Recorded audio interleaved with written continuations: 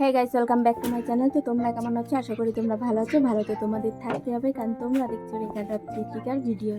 তো আজকে আমরা গঙ্গায় এসেছি, তো আমরা আবার সবাই মিলে এখন রেডি হব। ওরা এখন খেলছে, তো আমরা রেডি হব, রেডি হয়ে যাব। তো চলো তোমাদের দেখাই। এটা আমার বন্ধু নাইটি পরেছে, আমি ওই নাইটি পরেই যাব। আমি নাইটি না, আমি ভাবছিলাম নাইটি পরে যাব, নাইটি পরে যাব। আসলে না, নাইটি পরে যাওয়া যাবে না। কেন হচ্ছে জামা, একটা জামা আর একটা প্যান্ট পরেছে। কালকে 15ই আগস্ট। তো চলো তোমাদের দেখাই।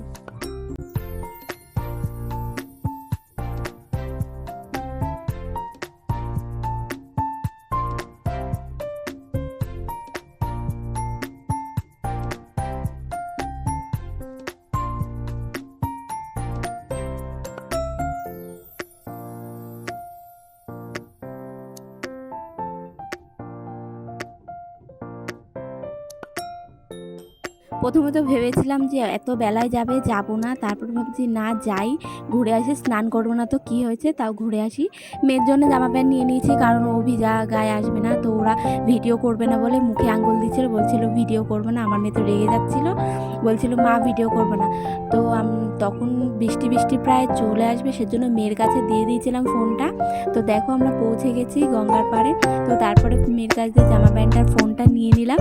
তো আমাদের আস্তে আস্তে দেখো প্রায় সন্ধে টাইপের হয়ে গেছে। আমাদের মুখগুলো কেমন ভূতের মতো লাগছে। ওখানে একটাই লাইট ছিল উপরে, হালকা হালকা আলো পড়ছে, তাও বোঝা যাচ্ছে না মুখগুলো, চোখগুলো কেমন অন্ধকার অন্ধকার গোল গোল লাগছে চোখগুলো।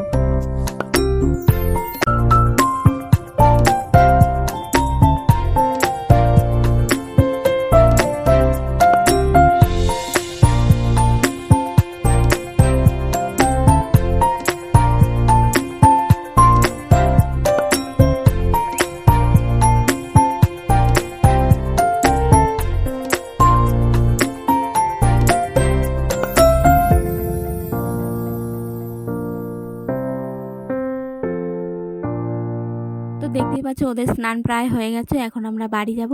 ফোনটা হাতে নিতে পারবো না, কারণ বৃষ্টি ওয়েদার, কখন বৃষ্টি পড়ে ফোনটা ভিজে যাবে।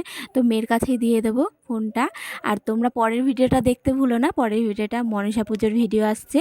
আর তোমাদের এই ভিডিওটা যদি ভালো লাগলে লাইক, কমেন্ট, শেয়ার ও সাবস্ক্রাইব করে দেবে।